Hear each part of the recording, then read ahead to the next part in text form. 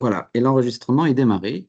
Je vous, du coup, souhaite à tous d'abord un grand bonjour et surtout, je vous remercie d'être connectés aujourd'hui pour ce premier temps d'échange en direct de notre MOOC, donc notre cours en ligne qui est dédié à la RSE des filières agricoles et agroalimentaires.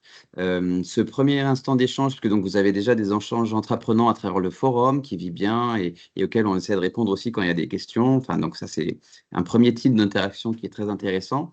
Et dans le cadre du MOOC, l'équipe pédagogique vous propose aussi ces temps d'échange en direct. Donc là, c'est pas en asynchrone chacun chez soi, on est tous connectés en même temps et on échange. Et on voulait, enfin, on vous propose en tout cas pour ce premier temps d'échange, un sujet qui est lié aux chaînes de valeur durables et aux partenariats économiques responsables. Et vous devez bien voir à votre écran notre PowerPoint. Si jamais vous ne le voyez pas, n'hésitez pas à mettre un message. Euh, je vous propose dès maintenant voilà, quelques petits rappels. Donc, la session est enregistrée. Les micros et les caméras sont fermés, c'est normal, ne vous en inquiétez pas. C'est parce qu'on vous propose de préférer la conversation pour poser toutes les questions que vous avez. Vraiment, n'hésitez pas à interagir et à les poser. Nous les prendrons donc en fin de table ronde. Et puis, donc, voilà, ne pas hésiter à utiliser ce chat et cette méthode de conversation. Donc, sans plus tarder, je vous propose de passer la parole à mon collègue Yvan qui va vous présenter le déroulé de notre table ronde. Merci Quentin, bonjour à tous et à toutes. Donc je suis Yvan Oustalier, je travaille à AFDI, Agriculteur français et développement international. Donc j'ai le plaisir effectivement avec l'équipe pédagogique de vous proposer un temps cet après-midi sur un focus sur la filière lait et les interdépendances entre entreprises européennes et africaines. Alors pourquoi alors AFDI, je vais vous présenter rapidement ce qu'est AFDI et pourquoi on intervient dans le cadre du MOOC RSE. Peut-être tu peux avancer, Quentin. Alors AFDI, c'est une ONG donc française. Comme vous le voyez, c'est une ONG qui est un réseau. Donc on a 11 AFDI régionales en France. Tout le territoire français est maillé, c'est-à-dire qu'il y a des associations régionales dans chacun des territoires, excepté dans le sud-est, et une tête de réseau à Paris. Voilà. Et on intervient dans 17, 16, 17 pays. Alors vous le voyez, vous avez une carte, hein, principalement Afrique de l'Ouest, du Centre et Madagascar. Mais actuellement, il y a une extension un peu sur les Caraïbes orientales et sur l'Asie du Sud-Est. On peut avancer, Quentin. Donc, AFDI, c'est une ONG, comme je vous ai dit, ou un réseau d'associations de solidarité internationale qui a la particularité d'avoir été créé il y a 50 ans par les organisations professionnelles agricoles françaises, donc les syndicats, les coopératives. Et c'est à ce titre aussi que voilà, on est partenaire de ce MOOC avec la coopération agricole, hein, qui est membre aussi d'AFDI, mais également le Crédit Agricole, voilà, la Mutualité, etc., les organisations professionnelles agricoles. Donc, depuis 50 ans, AFDI a un mode opératoire, a, a une finalité qui est elle a été créée par des paysans, par des organisations professionnelles, et donc elle soutient des organisations paysannes au sud, qu'elles soient syndicales, petites, plus grosses, nationales ou internationales. Donc, avec une finalité, donc l'agriculture familiale, mais également l'appui aux OP et aux filières locales, donc aider l'agriculture familiale à se développer, et avec un mode opératoire aussi un peu original qui est cette entrée de coopération de pair à pair, producteur à producteur, OP à OP. Euh, voilà, donc, un mode opératoire basé sur beaucoup les échanges professionnels, nord-sud, sud-nord, et de plus en plus sud-sud. Alors, on intervient dans ce MOOC, bon, comme je l'ai dit, parce qu'on est partenaire de la coopération agricole, euh, mais également parce que le MOOC, voilà, ça fait la 4e année que AFDI intervient. Le MOOC est suivi, très suivi sur le continent africain. Donc, on essaye d'amener effectivement, notamment à travers aujourd'hui, une conférence à mi-parcours pendant les 6 semaines du MOOC, euh, voilà, qui est plutôt dédiée au Sud, voilà, où on essaye d'illustrer un peu les problématiques des entreprises, les enjeux de durabilité des entreprises, plutôt dans les pays des Sud. Et donc, cette année, on vous propose de faire cette webconférence à mi-parcours sur le thème du lait, comme l'indique Quentin. Alors, pourquoi? Parce que voilà, il y a une actualité hein, sur cette question-là, avec le sommet du lait qui s'est tenu la semaine dernière. Hein, Maria Elena nous en parlera. Donc des délégations aussi venues du continent africain, 4 délégations qui ont participé la semaine dernière au sommet du lait. Et donc Ibrahim Diallo, qui sera un des intervenants également du Burkina, pourra aussi revenir sur ces temps forts. Aussi parce que il y a un travail qui a été mené par AFDI hein, sur cette filière et notamment sur les interdépendances sur la filière lait qui existe euh, voilà, entre le continent africain et des entreprises européennes et françaises et certaines coopératives.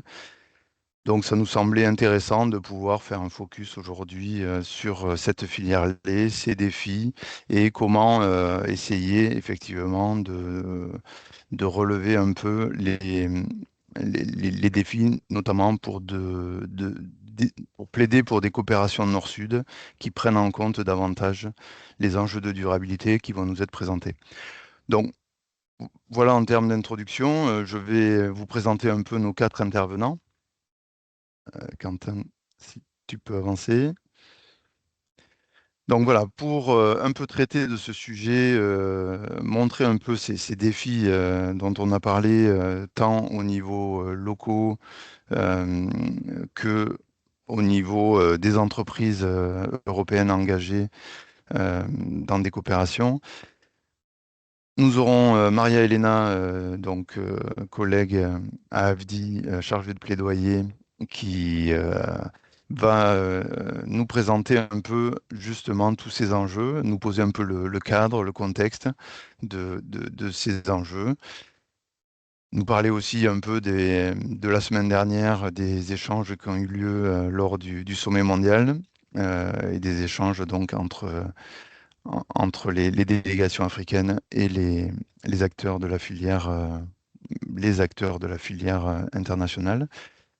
Nous aurons aussi Ibrahim Diallo, j'espère qu'il nous a rejoint du Burkina, qui était présent en France, mais qui est revenu, je crois, hier au Burkina, et que je remercie de se connecter. Je sais qu'il a un agenda chargé, donc président de l'Union des mini-laiteries et producteurs de lait du Burkina Faso. Donc, il est partenaire d'AFDI Normandie. Donc, on aura aussi le président d'AFDI Normandie, Vincent Andrieux, qui voilà, nous présentera le partenariat et l'appui d'AFDI à cette organisation d'éleveurs au Burkina. Et c'est une présentation un peu à 3 voix, puisque nous aurons aussi Philippe Levillain, président du bassin lait de la Manche, de la coopérative Agriel, qui est également impliqué dans le partenariat de l'AFDI Normandie avec l'UMPLB, puisqu'il a effectué, je crois, 2 missions au Burkina, connaît bien Ibrahim Diallo, et voilà, avec sa casquette aussi de responsable agrial, on pourra aborder aussi la vision un peu d'une coopérative française qui s'engage dans une coopération nord-sud pour soutenir le développement des filières locales. Voilà, donc sans plus attendre, je vais laisser Maria Elena peut-être nous brosser le cadre du contexte voilà, des filières lait et aussi d'amener des pistes un peu de réflexion sur voilà, comment prendre en compte davantage les enjeux de durabilité qui nous intéressent au plus haut point, puisqu'on est dans un MOOC RSE. Maria Elena, je te cède la parole.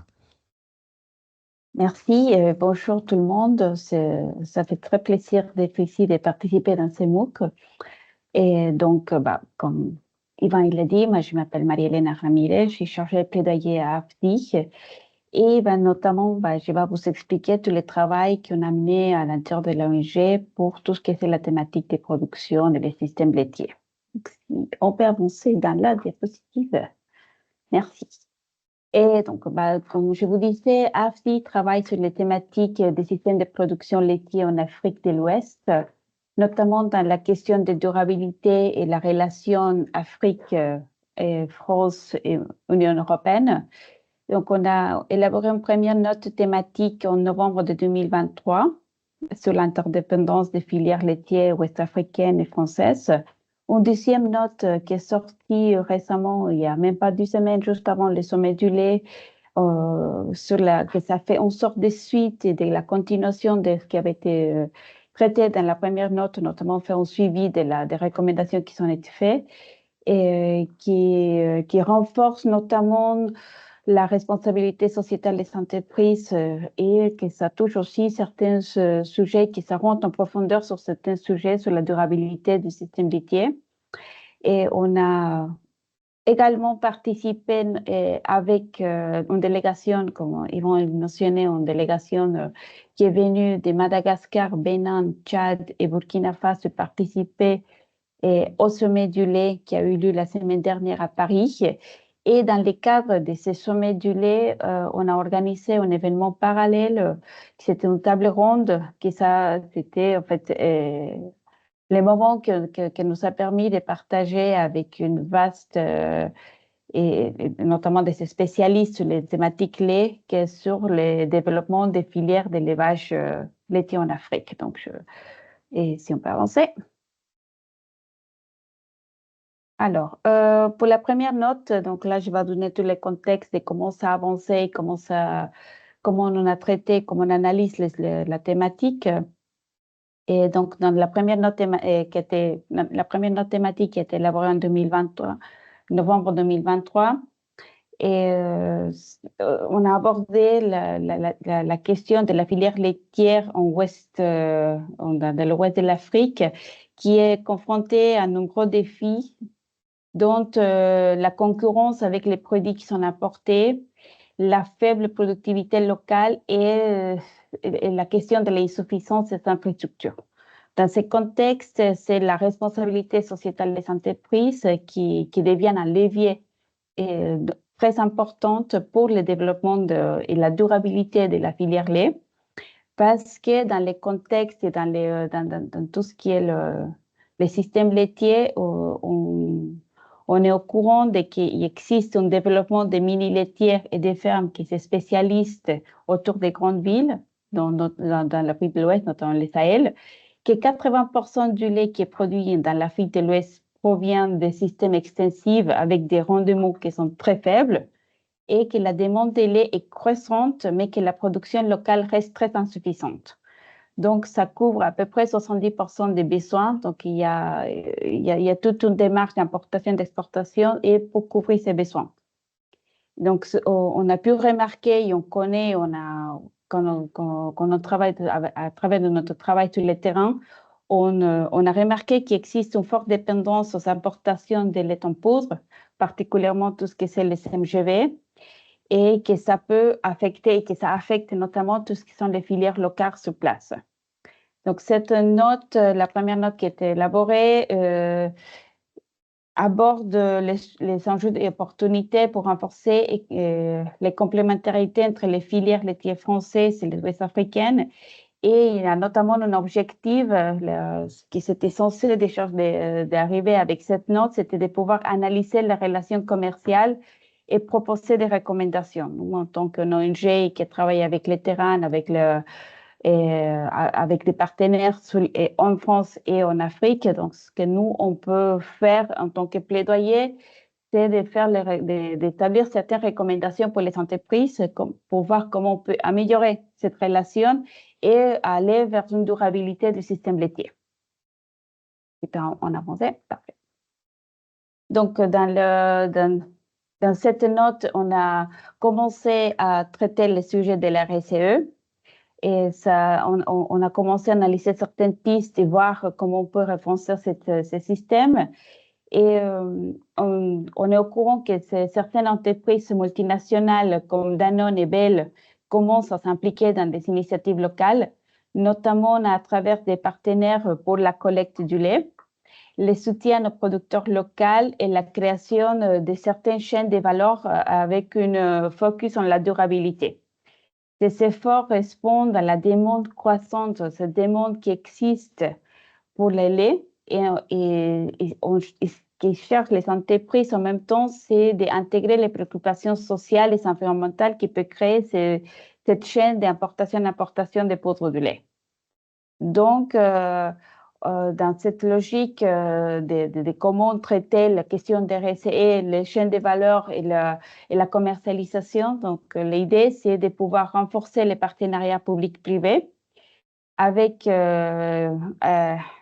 vraiment une emphasis que les entreprises doivent collaborer, doivent vouloir et doivent avoir l'intérêt de collaborer avec les organisations paysannes pour pouvoir investir dans la production de lait local et avec l'objectif à fond de développer l'industrie ainsi que l'économie locale pour à long terme, avec une vision de long terme qui pourrait permettre de réduire la dépendance aux importations. Il faut aussi développer une stratégie RSE qui soit plus ambitieuse. Donc, ça veut dire que les entreprises doivent non seulement investir dans la collecte et la transformation de lait, mais on doit aussi chercher à les intégrer dans les pratiques plus durables dans toute la chaîne de production. Ça veut dire la formation des producteurs, l'amélioration des infrastructures et la création d'emplois. Parce que ça, ce sont des emplois et que c'est vraiment des impacts qu'on doit pouvoir travailler dedans. Donc, ce qu'on veut, c'est de pouvoir promouvoir que les entreprises soutiennent des initiatives qui renforcent, qui respectent la façon traditionnelle et les mini-laitiers, renforcer les filières locales et on veut orienter les plaidoyers vers les politiques commerciales qui sont plus justes, qui soient responsables, essayer de faire que les exportations et les importations et toutes ces chaînes d'échange permettent un développement du pays, qui ne soit pas contre les productions locales et les producteurs familiales, mais qu'au-delà de ça, ça peut permettre de faire un développement de la laitière. On peut avancer. Donc, on sait et on est au courant et on croit vraiment que la RSE dans les secteurs laitiers dans l'Afrique de l'Ouest est une opportunité non seulement pour les entreprises de s'implanter de façon durable, mais aussi c'est une opportunité pour les communautés locales de bénéficier d'un développement économique et plus inclusif. Donc, l'idée, c'est de pouvoir travailler tous ensemble vers un objectif en commun. Et on peut avancer. Alors, pour la deuxième note qui est sortie récemment, il n'y a même pas 2 semaines avant le sommet de lait, comme je vous avais mentionné. Donc, cette note qui s'est nommée « Importation de mélanges de poudre de lait enrichi en graisse végétale en Afrique de l'Ouest et pistes pour renforcer la durabilité du système laitier international ». Ça fait une sorte de suite de la première note, en fait. Ça analyse plus en profondeur tout ce que c'est l'importation des mélanges, les impacts de l'importation des mélanges de poudre de lait, mais aussi ça met en lumière les impacts sociaux, les environnementaux et tout ce qui c'est vraiment l'impact dans les secteurs, l'économie de la production laitière dans l'Afrique de l'Ouest, mais ça fait aussi, ça permet de faire une réflexion plus à profondeur sur le rôle de la RSE des entreprises et on arrive à faire des recommandations, notamment pour les pistes pour l'avenir. Et on peut avancer aussi. Et alors, dans cette note thématique qu'on a fait l'analyse et on a fait des entretiens, on a fait une analyse bien en profondeur de tout ce que c'est l'importation des poudres de lait, que ça implique non seulement un certain impact environnemental, notamment pour l'utilisation de l'huile de palme, mais aussi des impacts dans les côtés social, économiques des mini-laiteries, on s'est rendu compte qu'il existe aussi une certaine démarche il faut un peu plus encadrer, il faut un peu plus la travailler sur la responsabilité sociétale des entreprises avec une vision de durabilité sur le secteur laitier. Donc, la RSE promeut, en fait, ça a commencé à établir certaines règles de comment faire, de quoi son rôle, de vers quoi, en fait, ça veut dire quoi l'investissement des entreprises dans le secteur laitier. Donc, ils sont dans les cadres logiques, dans les cadres légaux et dans les cadres internationaux d'essayer d'établir certaines règles pour la responsabilité sociale. Et il y a deux concepts qui sont commencés à vraiment s'utiliser, à s'implanter et à avoir un cadre un peu plus établi.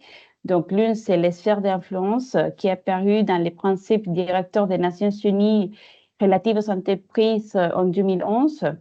Et ces concepts encouragent les entreprises à adopter et promouvoir des valeurs fondamentales concernant les droits de l'homme, les normes de travail, l'environnement et la lutte contre la corruption.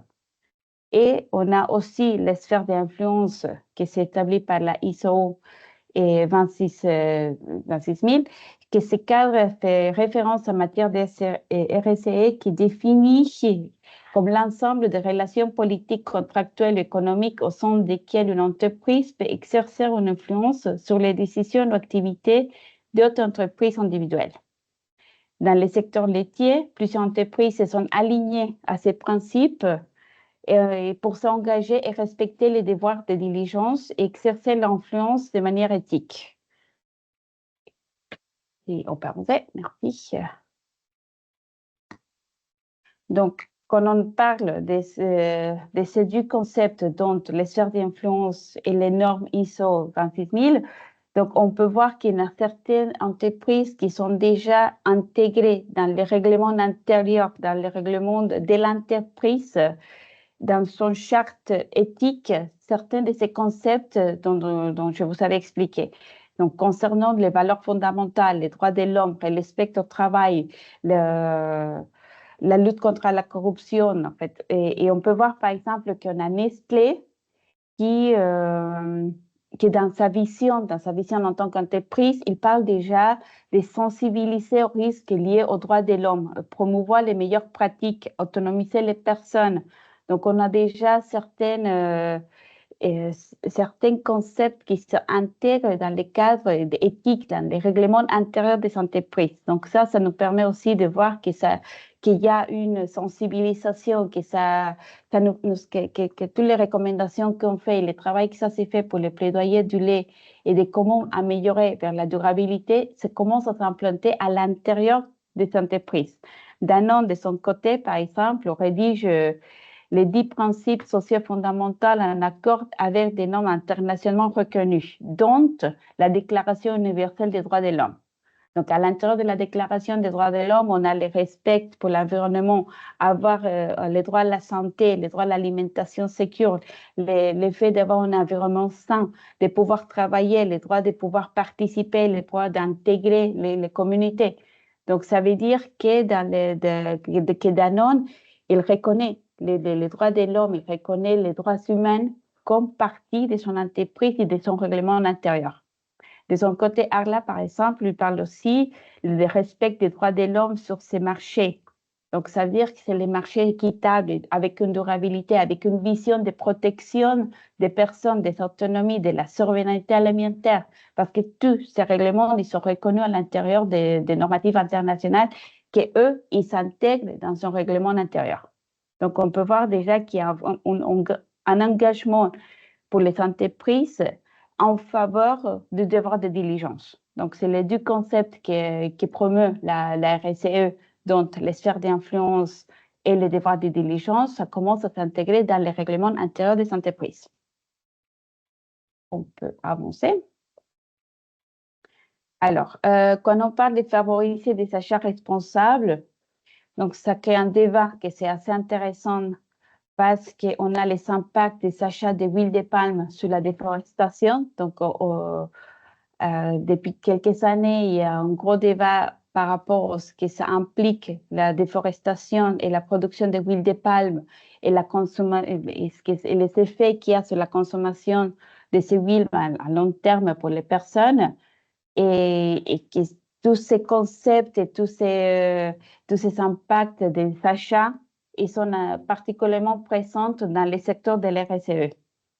Et c'est tous ces débats et c'est tous ces développements qui a mené à l'Organisation des Nations Unies pour l'alimentation et l'agriculture, qui s'est connue comme la FAO, et l'Organisation de coopération et développement économique, la OCDE, qui est des organismes internationaux, a publié un manuel sur la déforestation et les devoirs de vigilance dans la filière agricole.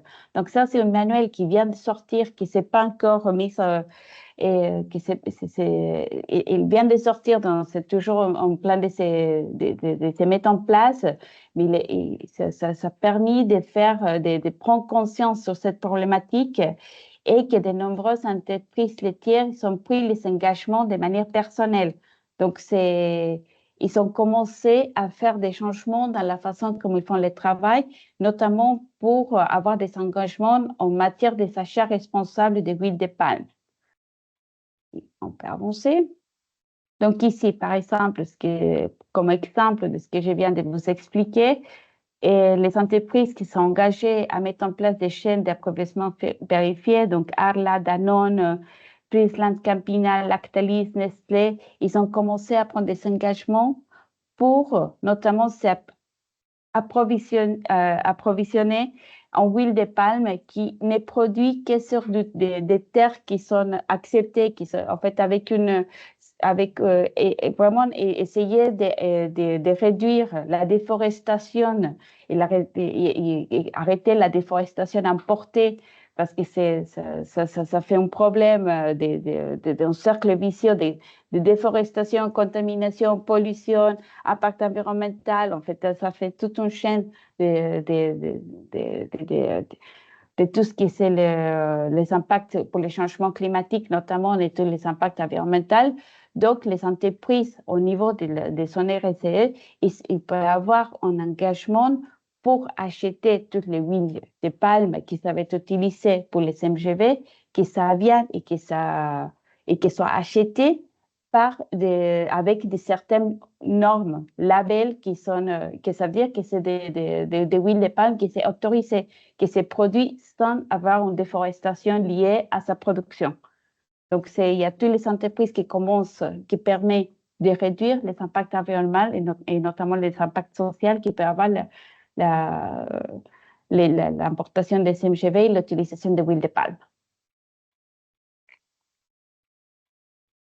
Donc, dans la deuxième note, comme je vous expliquais, c'est la première note qui expliquait les problématiques qui existent pour la production du lait en Afrique. La deuxième note qui analyse un peu plus en profondeur les rôles des entreprises. On a établi 4 recommandations. Donc, la première, c'est s'engager pour une meilleure traçabilité des mélanges MGV, que je vous expliquais, que les entreprises, ils peuvent prouver que les huiles de palme qui étaient achetées ou que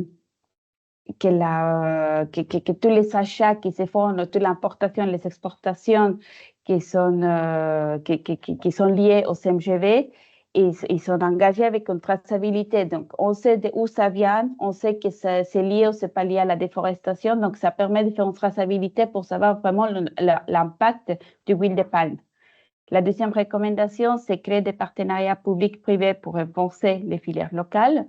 Donc, ça, c'est notamment lié à développer les mini-laitiers et ne pas les écraser et ne pas passer au-dessus d'eux, mais vraiment travailler avec eux, améliorer tout ce qui est la production et la production locale. Après, la troisième recommandation, c'est créer un groupe de travail international sur les impacts des mélanges MGV, parce que c'est un sujet qui c'est toujours, c'est toujours à nos jours, c'est hyper contextuel et c'est notamment une thématique, ça va continuer à se toucher dans les prochaines années, mais qu'on connaît peu. Ça n'a pas été beaucoup étudié. C'est difficile d'avoir les données. Même quand nous, on a rédigé la note, c'était compliqué d'avoir de tous les données dont on avait besoin pour l'exportation, la quantité qui est exportée, la quantité qui est importée, la quantité qui est produite, et les impacts sur la santé. En fait, c'est des informations qui ne sont pas été faites, que c'est difficile à trouver et que c'est notamment difficile à avoir une source qui soit fiable, qui nous permet vraiment de faire une analyse sur les impacts des MGV. Donc, c'est important d'avoir des experts sur des sujets qui nous permettent d'avoir un groupe de travail pour analyser plus en profondeur et arriver à la suite des prochaines étapes. Et finalement, d'intégrer la lutte contre la déforestation dans les stratégies RSE des fabricants de mélanges MGV. Donc, c'est ce que nous, on voudrait, c'est continuer le plaidoyer avec les entreprises pour notamment il y a une prise de conscience et l'importance de savoir de où ça vient la huile de palme, si c'est vraiment utilisé, quel autre type de huile ils sont utilisés aussi, parce qu'on sait qu'il ne sait pas que l'huile de palme, il y a des autres huiles qui sont aussi utilisées, les impacts sur la santé et que ça intègre dans ces chartes éthiques, dans les règlements internes, qu'il y a vraiment une prise de conscience de la part de l'entreprise qui nous permet aussi de soutenir les filières locales et les filières sur le terrain. On peut avancer. Donc, au-delà de ces deux notes thématiques qu'on a pu élaborer avec des experts sur les sujets, on a aussi été invité en tant qu'AFDI à participer du sommet du lait qui a eu lieu à Paris la semaine dernière. C'est un sommet qui est organisé tous les ans, donc cette année c'était à Paris, qui est retourné à Paris après 20 ans et depuis 7 ans qu'il retourne en Europe. L'année prochaine, il aura lieu à Chili, en Amérique du Sud. Et l'idée de de participer dans ces sommets, c'était notamment à cause de l'expertise qu'on a et parce qu'on a déjà travaillé sur le plaidoyer de la thématique lait. Donc, à côté de avant qu'il commence le sommet et dans le cadre du sommet, on a organisé un événement parallèle qui c'était deux tables rondes avec deux sessions spécifiques. Donc, la première, c'était les enjeux de durabilité environnementale, sociale, économique dans les systèmes d'élevage en Afrique. Et la deuxième session, c'est la coopération entre les pays africains et les acteurs français et européens. Donc là, on l'a organisé avec un panel de spécialistes, les personnes, en fait, les invités que nous on avait, qui venaient directement, qui travaillent, c'est des spécialistes qui travaillent, qui font la production, l'élevage, la transformation du lait dans les continents africains et Madagascar. On a eu des personnes qui sont participées de l'AFD, de la CIRAD, de la Commission européenne pour donner son avis en tant qu'experte. Et nous, on a participé en tant qu'AFDI qui a travaillé sur les notes des mélanges MGV, la coopération Nord-Sud. Donc, à l'intérieur de ces deux tables rondes et les sessions qui ont été traitées, la question des RSE et les rôles des RSE dans les filières laitières, ça a été vachement abordé. On a pu traiter les sujets de différents angles qui nous a permis d'un peu mieux comprendre les rôles des entreprises en France et en Afrique. Et on sait que ça joue un rôle social. Et l'idée, c'est de pouvoir encourager les entreprises à investir dans les communautés locales. Ça veut dire création de partenaires avec les producteurs familiales, les mini-laiteries, aider à améliorer les techniques de production, faciliter l'accès au marché, assurer des prix justes pour les laits, en fait, parce que ça, c'est une des problématiques avec l'utilisation des poudres de lait, c'est que ça crée une concurrence déloyale, parce que ça fait baisser trop les prix de la production de lait et des produits qui dérivent de lait, que ça ne permet pas à la filière, à la mini-laiterie de pouvoir concurrencer avec les poudres de lait. Et donc, dans la table ronde, il a aussi été mentionné l'importance des engagements des entreprises pour réduire leur utilisation des MGV dans la fabrication des produits laitiers. Et ça a été aussi abordé l'importance d'adopter des pratiques plus durables et que l'approvisionnement des huiles de palme, c'est vraiment certifié avec les labels de RSPO, qui ça veut dire Roundtable on Sustainable Palm Oil. Donc, c'est de la traçabilité des huiles de palme. Et que les entreprises peuvent contribuer à réduire la déforestation importée. Donc, ça veut dire la traçabilité des produits pour garantir que les consommateurs sachent exactement ce qu'ils achètent. Donc, quand on parle de la déforestation importée, c'est vraiment de savoir d'où ça vient, en fait, pouvoir suivre les produits, d'où ça a été créé, où ça a été transformé, où ça a été importé, exporté. Donc, c'est vraiment pouvoir suivre toute la production de huile et pouvoir avoir une assurance que ça permet pas, ça aide pas à la déforestation. Donc, réduire tous les impacts environnementaux, les changements climatiques et notamment continuer avec tout ce que c'est les accords de Paris. Et on peut changer de diapositive. Donc, finalement, une fois qu'on a fini avec la table ronde, que c'était aussi la première fois, c'était les seules opportunités vraiment que les personnes d'Afrique qui sont pu s'exprimer, même à l'intérieur du sommet, ça n'a pas été, c'était vraiment dommage parce que la parole des Africains, ça n'a pas été autant entendu qu'on en voudrait que ça ait été. C'est vraiment dans la table ronde qu'on a pu voir qu'on a pu donner la parole aux producteurs, aux mini-producteurs et les mini-laiteries pour s'exprimer sur les enjeux, les contextes et les difficultés qui sont pour pouvoir continuer avec leur métier. Mais dans les sommets du lait, et certains sujets que nous, on avait déjà évoqués, ils ont été aussi traités de façon un peu plus technique avec des experts sur les sujets. Donc, par exemple, on avait les politiques au soutien des filières africaines, le rôle des femmes dans tout ce que c'est la production et pourquoi c'est important de travailler sur les politiques de soutien aux filières africaines, la coopération internationale, tout ce que c'est la transformation des laits, les défis qui sont liés à la transformation des laits et notamment les investissements stratégiques. C'est-à-dire que c'est pas juste une question de on va investir, sinon qu'il faut vraiment savoir où on investit et vers quoi on va investir. Parce que c'est la chaîne de froid, il a été beaucoup touché, et c'était un sujet qui a beaucoup été parlé parce que c'est au-delà de l'effort que ça représente de faire la production de lait, la chaîne de froid, c'est vraiment un des défis auxquels les marchés africains sont confrontés. Et on sait que la responsabilité sociale et les entreprises ne peut pas se limiter aux aspects environnementaux.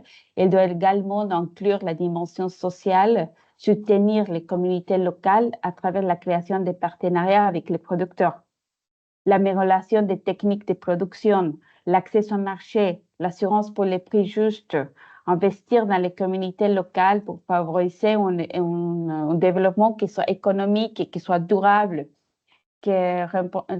pouvoir promouvoir la croissance avec une durabilité et pas juste un investissement qui permet en fait, un développement d'un certain côté, mais qui laisse de côté le reste. Il faut travailler d'une façon transversale avec tous les impacts qu'il peut y avoir, les importations des poudres de lait. Et finalement, c'est important aussi, et ça a été beaucoup touché dans les sommets, l'importance des politiques publiques qui doit notamment viser à protéger la production locale contre la concurrence des produits importés. La dépendance à l'importation aussi, c'était un des sujets qui était beaucoup abordé lors du sommet. Et offrir la possibilité de créer, d'offrir des pensées aux investissements dans les infrastructures locales travailler sur la collecte, la transformation et la distribution du lait avec des normes qui sont acceptées, avec les traitements avec tous les traitements des bactéries, avec tout ce qui est, que toute la production soit vraiment faite d'une façon correcte avec des normes internationales pour permettre aussi d'améliorer la qualité de tout ce qui c'est la transformation et les produits finaux.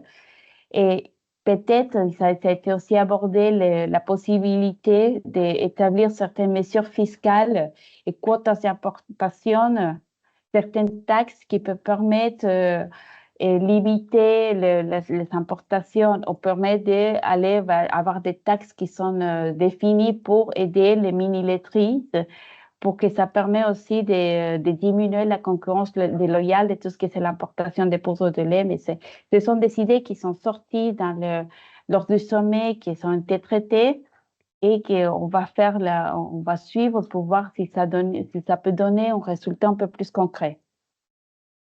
Et c'est notamment la partie qui m'intéressait le plus, c'était l'importance des investissements et stratégies dans les secteurs laitiers pour permettre à la filière de développer, de devenir compétitive, notamment dans tout ce que c'est les marchés de l'Afrique de l'Ouest.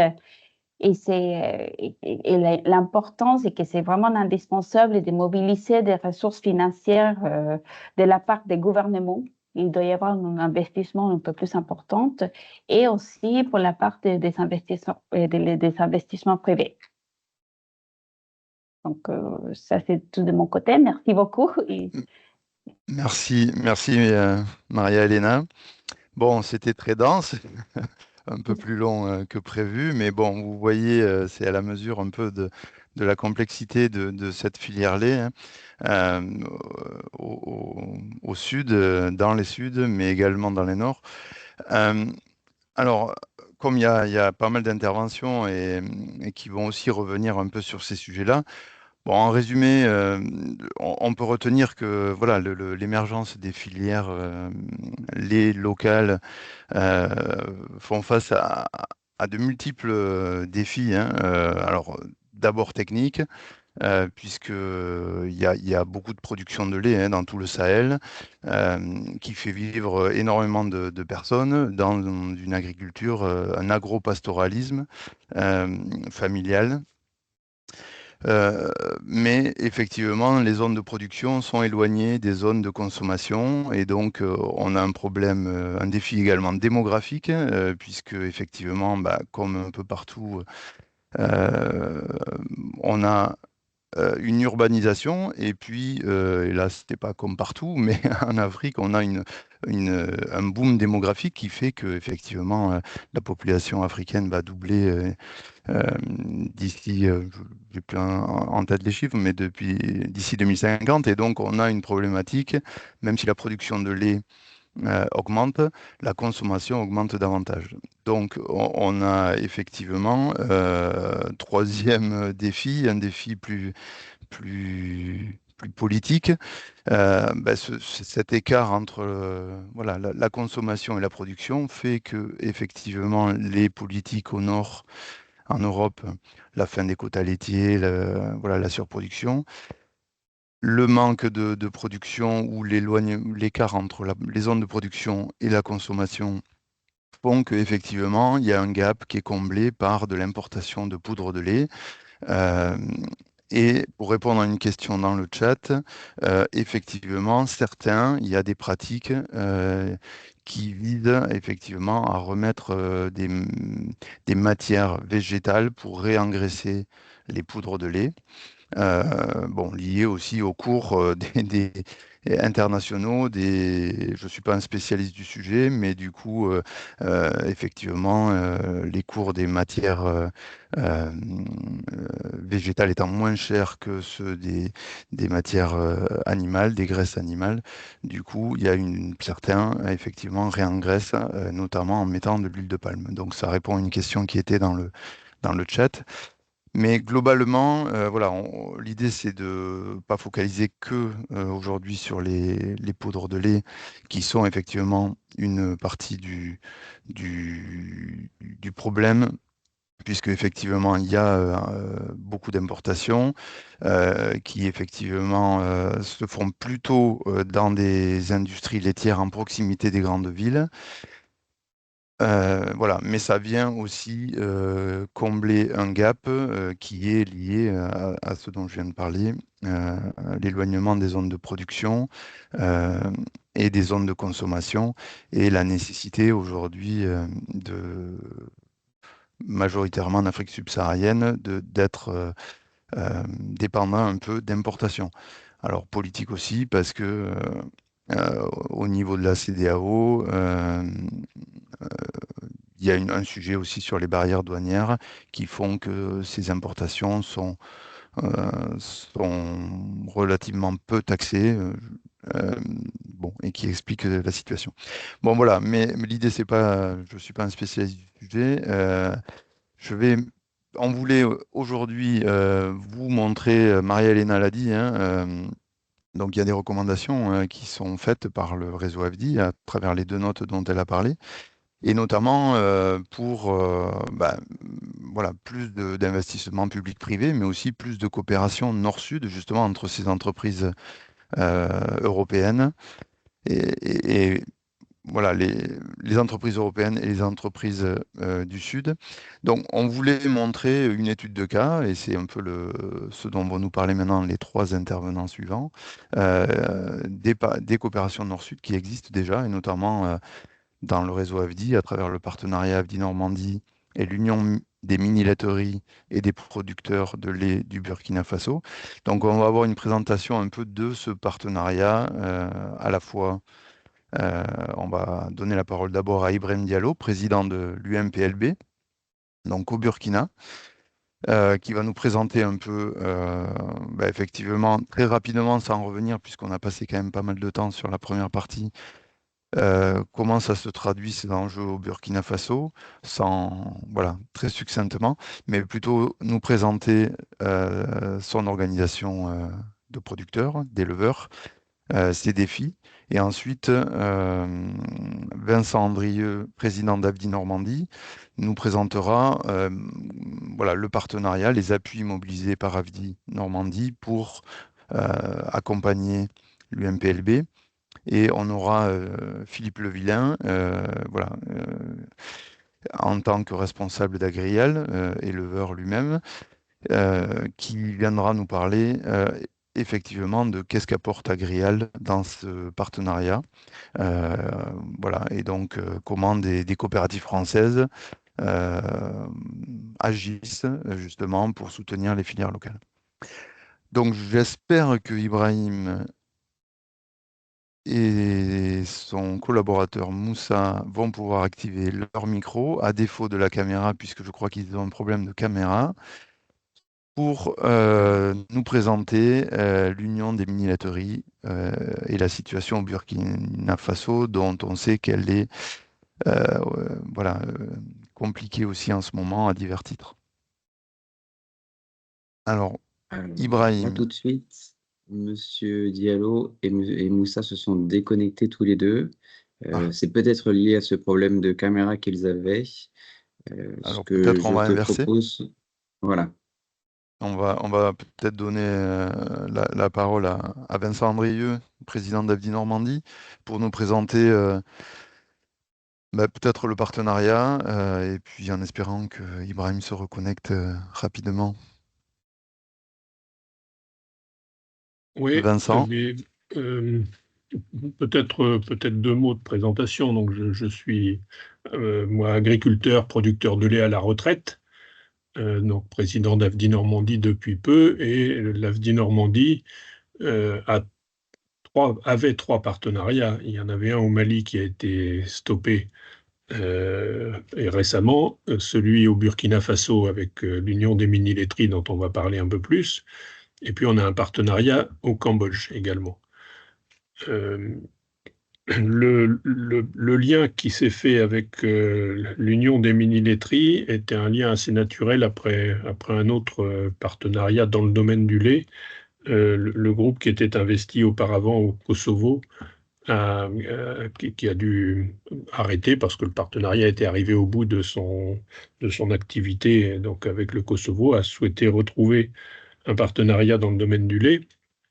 Et on l'a fait avec le Burkina dans ce qui est le parcours de cette union de mini-laiteries qui vise à renforcer la production locale, laquelle est forcément un peu difficile par les conditions de production déjà, et puis par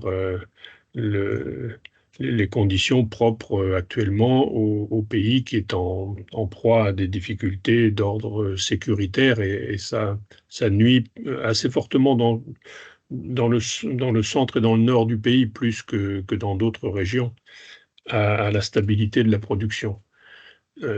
Donc notre lien de partenariat permet à l'UMPLB d'avoir un animateur dans les 3 grosses communes avec lesquelles nous sommes en lien, pour assurer à la fois conforter la production donc, auprès des coopératives de producteurs. Souvent, les producteurs qui alimentent une mini-laiterie sont regroupés dans des coopératives ou des groupements. Et donc là, il y a des actions de formation pour améliorer le suivi des troupeaux, la capacité à faire un peu de stock, de stock alimentaire pour la longue période sèche. Et puis, dans le second volet, l'aide aux mini-laiteries qui regroupe plus particulièrement des femmes, là aussi dans des petites structures coopératives ou des associations, lesquelles transforment le surplus du lait produit par les troupeaux, dont une partie sert d'abord à alimenter les progénitures des vaches, donc les veaux. La seconde partie sert à nourrir la famille. Et puis, quand il reste du lait en plus, c'est cette partie-là seulement qui est collectée. Quand on dit que 70% du lait nécessaire à la population est produit sur place, et très peu, en revanche, est collecté parce que ça nourrit d'abord les familles de toute cette activité agropastorale. Et donc, le lien sur les mini-laiteries, c'est d'assurer des formations autour de la qualité, de la transformation, et aussi de la valorisation des produits. Je ne peux pas m'empêcher de dire que, pour l'avoir vécu et l'avoir goûté, la qualité des produits fabriqués est dans ce que nous considérerions ici en France comme le sommet de la qualité. C'est pas complètement surprenant parce que c'est fait avec du lait entier et probablement avec du lait assez riche en matière grasse et en matière protéique pour le fait que les vaches produisent des quantités relativement faibles. Vincent, je me permets oui. de vous couper parce que on a eu un petit souci, mais c'est bon, on a Ibrahim et je crois qu'il est assez pressé parce qu'effectivement, ils ont un événement. Est-ce que je peux t'interrompre pour qu'il présente l'UMPLB? S'il m'entend, je le salue et je te laisse la place volontiers, Ibrahim.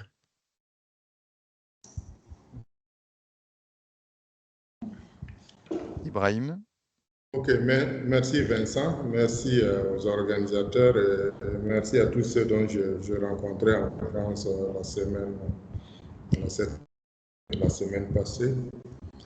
Et surtout, après cette présentation de Ramirez, ce qui me ramène dans l'actualité, je vous dis un peu, je vais revenir dans le passé en vous présentant comment l'UMPLB est né.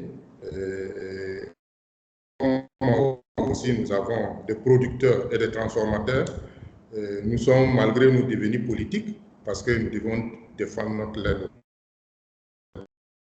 Donc, aujourd'hui, on est heureux de voir nos partenaires français qui aussi nous accompagne dans ce sens, à sensibiliser en tout cas nos pères producteurs à aller vers vraiment cette compréhension du système de marché, du système des politiques. Donc rapidement, l'Union nationale des mini-laiteries producteurs de lait local, IMPLB, c'est une organisation professionnelle des éleveurs au niveau du Burkina Faso. C'est des mini-laiteries composées essentiellement de femmes et d'hommes, mais 80% des membres sont des femmes. Donc ici, il faut dire rapidement que nous avons beaucoup d'enjeux, d'opportunités, de contraintes pour la structuration même de la filière lait. Et également, nous sommes, par nos bénéficiaires, les éleveurs, voilà, nous avons pu identifier certaines valeurs qui nous lient. S'il vous plaît, il y a quelqu'un qui fait défiler les diapos. Oui, il suffit juste de me dire quand et je le fais. D'accord, ok. Donc, rapidement, et avant de commencer de parler de la filière, j'aime souvent caricaturer ainsi la filière chez nous au début. Donc, c'est un système agro-pastoral dont les gens, en tout cas, de la filière nomade, des systèmes nomades, aujourd'hui, beaucoup sont dans la filière agro-pastorale. Donc, ils ont un morceau de terre, ils cultivent, mais aussi ils sont vraiment dans l'élevage de leur système extensif plutôt. Donc, et dans ce système-là, la tête de bétail est considérée comme un compte bancaire. Et dans ce même système, vous voyez, quand un enfant naît, on lui donne une vache, donc c'est comme son épargne. Et dans ce même système, le lait constitue la carte bancaire de la femme, puisque la femme qui est la détentrice, en tout cas des dépenses et des revenus de la famille. Donc, le lait constitue des revenus monétaires quotidiens pour la famille et c'est détenu par la femme. Donc, et dans ce même système, vous allez voir qu'une famille, 5 vaches peut nourrir une famille de 10 personnes et de plus même. Voilà. Et c'est que, pourquoi je dis ça? Parce que j'ai fait un parallèle. J'ai rencontré un couple français qui a 100 vaches laitières, mais qui me disent qu'ils n'ont pas la tête hors de l'eau. Alors que je ne peux pas m'imaginer ce système-là ici. On a 100 vaches laitières et qui vous donnent en moyenne 20 litres par vache et vous avez la tête toujours sous l'eau. Donc, ça ne peut pas s'imaginer ici. Donc, c'est des systèmes parallèles, mais qui se complètent. Donc, vous voyez, aujourd'hui, si nous prenons au niveau du Burkina, nous avons un potentiel extraordinaire pour, en tout cas, développer notre lait. Donc, nous avons près de 10 millions de bovins. Voilà. Bon, alors qu'au Burkina Faso, aujourd'hui, en 2013, on parlait d'importation d'équivalent de 40 000 litres, 40 millions de litres. Ça, c'est les statistiques qui le donnent. Moi, je ne connais pas ceux qui font les statistiques, mais nous avons tiré ces statistiques-là du ministère qui donnent un équivalent produit que nous importons, alors que nous avons 10 millions de têtes de bovins. Donc, c'est une opportunité aussi pour nous, parce que nous avons, à côté, nous avons 250 millions de litres de lait, comme aussi potentiel de mobilisation. Mais seulement c'est 5% qu'on arrive aujourd'hui à capter dans les systèmes de transformation du lait local. Diapo, s'il vous plaît. S'il vous plaît, diapo. Voilà. Donc, les mini-laiteries sont venus. Mais avant les mini-laiteries, les pouvoirs publics avaient commencé à installer des systèmes de transformation. Voilà. Qui, dans les années 80-90, des systèmes pour aider à transformer le lait. Donc, ces systèmes-là ont quand même, ça fait des déclics chez les producteurs pour savoir que nous pouvons, nos laits, nos femmes vendent les laits sur la tête et de village en village, de marché en marché. Nous pouvons collecter ces laits-là pour assurer le revenu de la famille et pour sécuriser ces revenus-là. Donc, mais malheureusement, dans ce système des problèmes de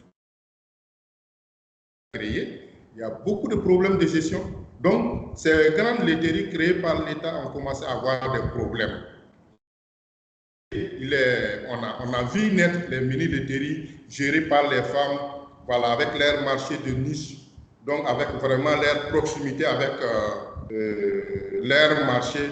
Donc, on a commencé à voir ces laiteries-là, ces mini-laiteries-là paraître et en tout cas valoriser le lait local qui permettait aux femmes d'avoir des revenus, voilà, journaliers. On peut continuer. Donc, dans ces systèmes de production, donc la transformation du lait de nos jours au Burkina Faso, bon, je disais, c'est pas aujourd'hui, il faut contextualiser. Parce qu'au moment où les investissements avaient commencé, il y a beaucoup comment dirais-je, de fonctionnaires et ceux qui avaient les moyens ont commencé à investir dedans. Et on commençait aussi à prendre la parole, voilà, à la place des petits producteurs. Donc, alors que ces derniers, voilà, transformaient essentiellement du lait en poudre, et nous n'avions pas les mêmes problèmes. Et c'est ainsi que nous avons commencé à voir les difficultés apparaître. Et nous nous sommes dit, diapo s'il vous plaît, nous nous sommes dit, il faut vraiment qu'on se mette ensemble pour créer notre propre organisation qui nous permet d'aller vers la valorisation de notre lait local. Voilà. Donc c'est ainsi qu'en 2007, l'Union, les membres, 23 mini-laiteries, se sont organisés pour créer une union nationale des mini-laiteries producteurs du lait local. Donc, cette union aujourd'hui qui a plus de 15 ans et a plus de 100 membres. Et aussi, aujourd'hui, nous avons plus de 4000 producteurs liés à ces mini-laiteries-là. Donc, diapo s'il vous plaît. Donc, nous avons rencontré mais ça a commencé à marcher. Ça a commencé à marcher parce que les femmes ont commencé à mettre en place nos partenaires tels qu'Abdi Normandie, tels qu'Oxfam, tels que vraiment beaucoup de partenaires. On a commencé à mettre en place le développement de ces laiteries, mais on a connu des contextes qui sont aujourd'hui difficiles pour la filière lait. Donc, la suppression des quotas laitiers en Europe en fait partie. Le changement climatique en font partie, et surtout la sécurité, la situation sécuritaire. Donc tous ces contextes-là se sont mis ensemble et ont créé des difficultés vraiment aujourd'hui à la filière. Donc ce que nous avons, ce que vous avez rappelé tout à l'heure, c'était vraiment la suppression des quotas laitiers. Ce que ça a créé ici aussi, c'est de voir l'augmentation de la production, l'augmentation de l'offre au niveau mondial, et du coup, voilà, la valorisation de la matière grasse au niveau européen, et voilà, la réévaluation, l'exportation maintenant de la poudre maigre mélangée avec de l'huile de palme au niveau des marchés africains. Donc ça a été vraiment un souci pour nous parce qu'on n'est pas compétitif face à cette poudre-là. Mais comme Maria l'a dit, nous avons un gap de production, mais nous avons besoin, non seulement nous avons besoin du lait en poudre pour satisfaire les restes des marchés, mais pas du lait en poudre de moindre qualité. On a besoin du lait qui, quand même, accompagne la production et qui se valent sur le marché. Et il y a beaucoup de propositions, il y a beaucoup de plaidoyers qui ont été faits. Nous avons fait des plaidoyers au niveau de nos États, nous avons fait des plaidoyers au niveau de la Commission européenne, donc il y a des résultats de plaidoyers qui existent aujourd'hui. Mais nous nous sommes dit, et à nous, qu'est-ce que nous devons faire? Parce que nous faisons les plaidoyers pour les politiques, mais nous devons avoir des leviers à notre niveau aussi pour actionner ces leviers-là qui nous permettent aussi attirer l'attention de nos consommateurs. Parce que c'est le consommateur qui doit avoir un choix responsable pour aider la production locale. C'est ainsi que nous avons créé la marque Fairfaso. La marque Fairfaso, c'est une marque d'identification du lait local sur le marché. Donc, ce qui nous permet de dire aux consommateurs, voilà cette marque. Chaque laiterie qui porte la marque Fairfaso, non seulement nous prenons l'engagement que c'est du lait local, mais aussi que, demander aux consommateurs d'avoir un choix responsable et d'accepter consommer le lait local avec un prix acceptable qui permet aux producteurs de vivre de son lait.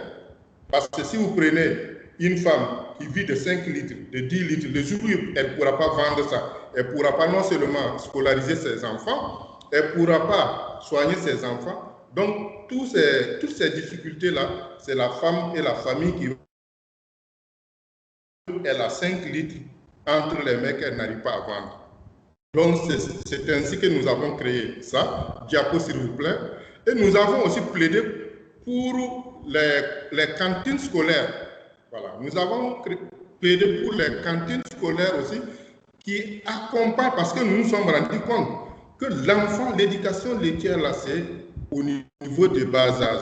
Il y a des enfants les adultes aujourd'hui de mon âge qui ont été éduqués avec le lait en poudre à l'école préfèrent le lait en poudre.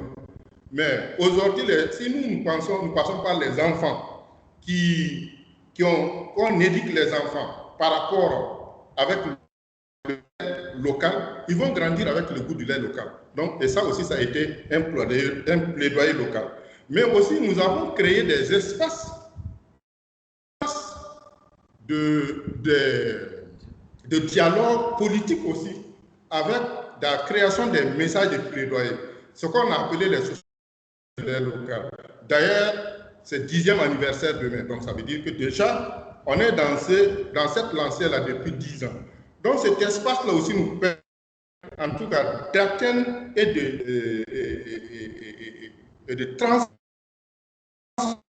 de plaidoyer aux politiques aujourd'hui au niveau du Burkina Faso. Donc nous avons, à travers ça, nous avons été accompagnés par nos partenaires à faire le renforcement des capacités de nos membres sur beaucoup de thématiques, à faire la formation des jeunes, comme Vincent avait commencé à le dire, donc à accompagner les laiteries pour avoir des relèves au niveau des laiteries.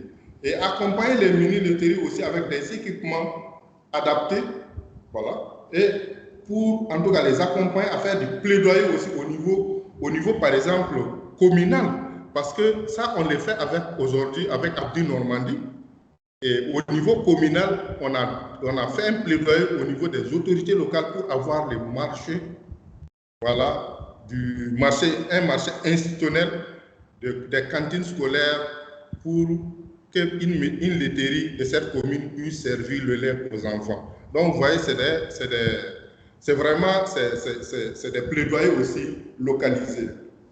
Donc, nos partenaires, comme je l'ai dit, Abdi Normandie, Oxfam, Abdi Ronald, voilà. Donc, vraiment, merci. Ça a été rapide. J'ai voulu que ça soit rapide aussi, parce que je sais que vous n'avez pas beaucoup de temps, et moi non plus. Donc, vraiment, merci beaucoup. Et vous voyez, le lait, c'est que le lait crée comme situation positive. Voilà. On dit le lait aujourd'hui égale pouvoir économique des femmes au Burkina Faso. Voilà. Merci beaucoup. Merci Moussa. Alors, avant que vous ne partiez, c'est merci Ibrahim, pardon, excusez-moi, et Moussa qui est juste à côté, oui. à la technique. Il y a quelques questions dans le chat. Alors, bon, on pensait les aborder à la fin, mais comme elles sont très précises, peut-être Quentin, tu veux les formuler, vu que tu as suivi ça de près. Oui, bien sûr. Il y a eu plusieurs retours. Donc d'abord, merci beaucoup Ibrahim pour la présentation. Il y avait une question sur la productivité par animal hein, qui était un étonnement que des 25 litres par animal. Une question aussi sur le cheptel. C'est quoi le cheptel d'une... Enfin, la question est quel est le cheptel d'une mini-laiterie? Donc j'imagine plutôt combien il y a d'élevage qui approvisionne la mini-laiterie. Et puis, une question sur le fonctionnement en demandant si c'était donc une coopérative entre les producteurs locaux. Et puis un commentaire hein, d'une personne du Bénin qui disait qu'il voudrait apprendre de votre expérience dans les cantines scolaires. La première question, je n'ai pas très bien compris la première question, mais ce que je peux dire, c'est que j'ai dit ici que nous sommes aujourd'hui une centaine de mini-laiteries. Et nous avons, aujourd'hui, nous nous focalisons sur les mini-laiteries pour avoir les informations. Donc, si vous dépassez les mini-laiteries, nous savons qu'une laiterie, combien de membres est là en tant que coopérative de transformation du lait, mais combien de producteurs aussi approvisionnent. Donc, voilà pourquoi j'avais donné le chiffre de 4000 producteurs. Mais maintenant, je ne sais pas, la question est liée à ça ou bien c'est une question encore plus précise que ça. Deuxièmement, par rapport à prendre les Bénin, vous avez dit Bénin. C'est l'expérience. Oui, qui disait vouloir apprendre de votre expérience. C'est ici partager cette expérience ici. On essaiera de les rencontrer ou bien dans une autre situation pour pouvoir ensemble partager cette... mais il faut dire que c'est un plaidoyer. Ce n'est pas quelque chose de gagné. On l'a commencé depuis avec l'État, parce qu'à un moment donné, on avait réussi à ce que l'État avait sorti une note au niveau du Premier ministre, avait sorti une note pour dire à l'ensemble des organisateurs de la commande publique, de la commande publique à intégrer les produits locaux, voilà, dans les commandes publiques. Donc, surtout quand il s'agit des cafés, des pauses, cafés autres. Bon, et on est allé même loin parce que l'État, à un moment donné, le président lui-même avait pris aussi une décision de mettre en place ce qu'on a appelé un enfant, un repas équilibré par jour et équilibré par jour. Et ce projet souffre aujourd'hui un peu du fait qu'il y a eu des changements institutionnels au niveau de l'État, donc on attend de voir. Voilà. Mais on est allé vers la mairie, les communes, pour faire les plaidoyers aussi directement avec les communes, parce qu'à un moment donné, c'est les communes qui ont été chargées de la commande des cantines scolaires. Donc, on a fait des plaidoyers localisés comme ça, mais aujourd'hui aussi, il faut recommencer parce qu'il y a une autre structure qui a été chargée de la commande, qui va peut-être d'ici 1 an ou 2 ans, qui va prendre toi qui es au courant déjà, non? Voilà. Donc, en tout cas, on va suivre pour voir comment ce projet aussi va aboutir. Merci Ibrahim. Là-dessus, je propose qu'on transmette votre contact à Lorinda Todomé du Bénin qui posait la question pour que vous puissiez échanger.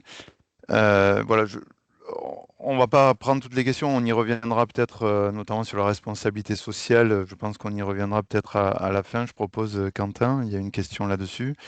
Mais oui, juste avant que Ibrahim parte, je pense que la question sur le cheptel, c'était d'avoir une meilleure compréhension de c'est quoi une mini-laiterie. Il y a des producteurs, il y a des transformateurs, il y a des contrats entre producteurs et transformateurs. Je pense que la question était un peu de compréhension par rapport à ça. Très rapidement. Ok, donc une mini-laiterie, c'est vraiment une petite unité de transformation au niveau de l'UMPLB qui est soit mise en place par des producteurs de lait ou bien qui est approvisionnée Voilà, pas des producteurs de lait local. Donc, cette unité de transformation, notamment, voilà, soit ces producteurs, ou bien en tout cas, ces propres producteurs, quand ils sont en coopérative, ou bien lorsqu'il s'agit d'une unité de transformation laitière qui est privée, ça veut dire que cette unité de transformation laitière, là, s'approvisionne au niveau d'un producteur ou bien des producteurs. Donc, il y a des producteurs, il y a des transformateurs, et souvent, quand c'est plus que il y a également des collecteurs, parce que ça dépend aussi de la taille des mini-laiteries. Il y a des collecteurs, il y a des distributeurs. Donc, c'est toute une chaîne, en fait. Voilà, les producteurs approvisionnent l'unité de transformation laitière. Et au sein de l'unité de transformation laitière, il y a des transformateurs. Bon, le plus souvent, c'est des femmes, des transformatrices qui se chargent de transformer ce lait cru-là en produit fini. Et au niveau de cette unité, il y a des distributeurs qui se chargent maintenant, voilà, d'aller, déposer ces produits finis-là, soit dans des alimentations ou bien, dans les supermarchés. Voilà, pour faciliter un peu l'écoulement de ces produits. Donc, voilà comment nos mini-laiteries sont un peu structurées au niveau du Burkina Faso. Donc, vous êtes une mini interprofession à vous tout seul. Donc, on retrouve dans votre base d'adhésion des producteurs, des transformateurs ou transformatrices et des distributeurs. C'est bien ça? Sauf qu'on n'aime pas ce nom. Nous sommes une association. Nous sommes une association de producteurs et de transformateurs du lait. Parce que l'État, il y avait les acteurs de l'interprofession avaient voulu casser notre organisation en disant non, il faut qu'on se sépare des producteurs. Et notre Assemblée générale a refusé. C'est pour ça même que nous avons quitté le système. L'UMPLB n'est plus une coopérative. L'UMPLB est une association des producteurs et des transformateurs du lait qui se rend service grâce en tout cas, à l'accompagnement, grâce à tout ce qu'on déploie comme formation, comme renforcement des capacités techniques et matérielles. Et j'ajoute juste le mot mini là, c'est en fonction aussi de la quantité qui est produite, quoi. Quand on dit mini laiterie, vraiment c'est relativement des petites quantités qui sont produites par jour, comme le président l'a dit dans son exposé.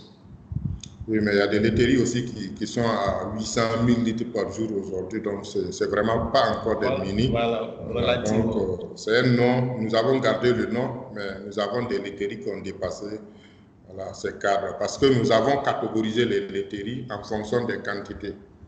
Nous avons trois catégories aujourd'hui, mais je ne vais pas les... Bon, parce que quand vous êtes pris par le temps, ce n'est pas la peine d'étaler ça ici, mais il faut retenir que nous avons 3 catégories. Non, mais pour préciser... C'est bien noté. Merci Ibrahim et Moussa. Donc Vincent, je pense que c'est vous qui preniez la suite.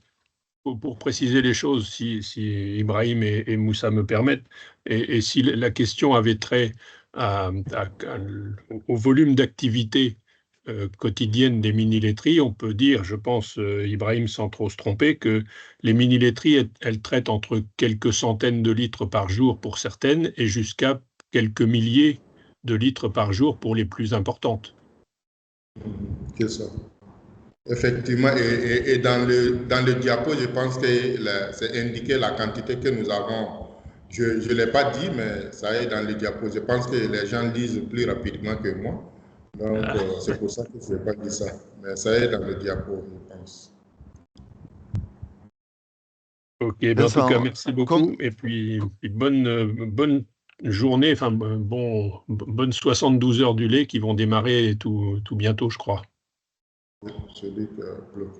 C'est bon. Vincent, je vous propose, comme on est un peu en retard sur le timing, que Philippe Levillain a également un timing assez serré. Oui. Je propose, Vincent, que vous alliez directement, vous terminiez un peu sur votre présentation sur effectivement les réalisations dans le cadre du partenariat AFDI, de manière à comprendre qu'est-ce que AFDI Normandie appuie, et je pense que vous avez voilà, quelques diapos sur les résultats notamment. Peut-être de centrer là-dessus pour que les MOOCers, les apprenants du MOOC comprennent de quoi on parle dans le partenariat AFDI Normandie UMPLB. Alors, je vous laisse s'il vous plaît. Au revoir. Oui, merci Ibrahim. Au revoir. Merci et bon courage. Merci Ibrahim. Tu me mets sur les diapos que tu veux que je développe. Dites-moi.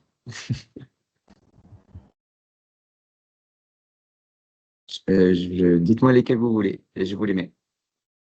Je n'ai pas sous les yeux alors. Sur les résultats, Quentin. Oui, avance dans le Les diaporama. formations. Bon, voilà, nous avons participé. Reviens, les deux en avant.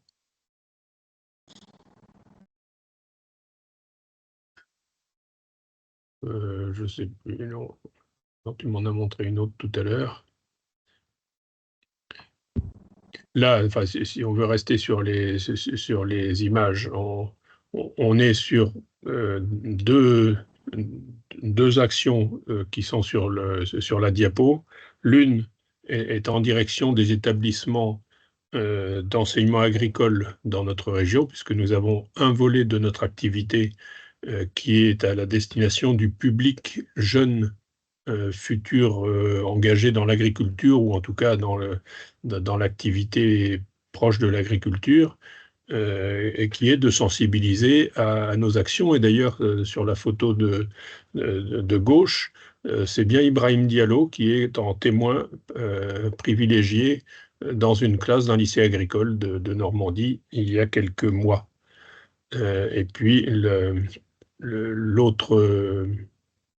l'autre photo, elle n'est pas tout à fait liée au sommet mondial du lait d'octobre 2024, mais Ibrahim Diallo et notre animatrice de ce moment, qui était Claire Guyon, ont participé, et d'ailleurs avec Philippe Levillain aussi, à une réunion internationale qui se passait à Tunis au mois de mai, juin, je ne sais plus exactement.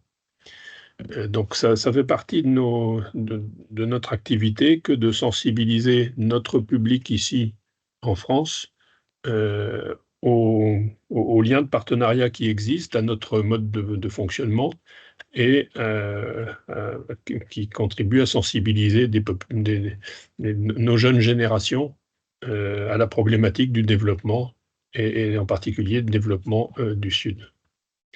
Diapo suivante. Peut-être juste revenir un peu en avant sur, il y a 2 diapos sur les résultats un peu chiffrés. Je pensais important qu'on donne quelques chiffres clés encore avant, Quentin. Oui, j'ai pas le. Juste avant, voilà, celle-là et puis la précédente. Voilà, les formations. Voilà, Parce que c'est donc, surtout sur le renforcement, les formations, sur le renforcement de capacité qu'intervient beaucoup AFDI, donc les formations. Et puis, il y a également, voilà, je pense que AFDI Normandie appuie le salarié, Moussa. l'un Voilà, de nos points de partenariat et de financement via notre partenariat, c'est toute l'activité que Moussa, qui est à l'écran, réalise auprès des producteurs et auprès des transformatrices.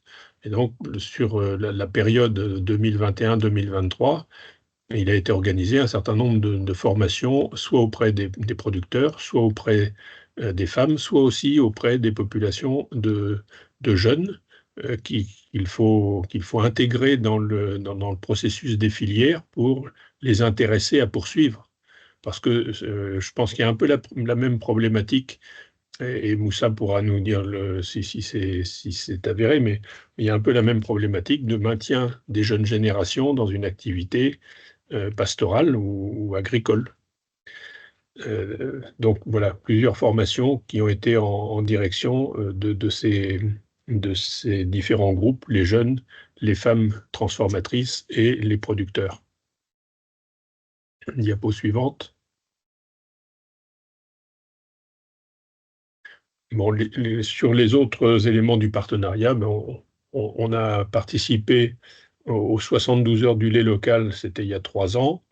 J'y étais avec notre responsable du groupe Burkina Normandie.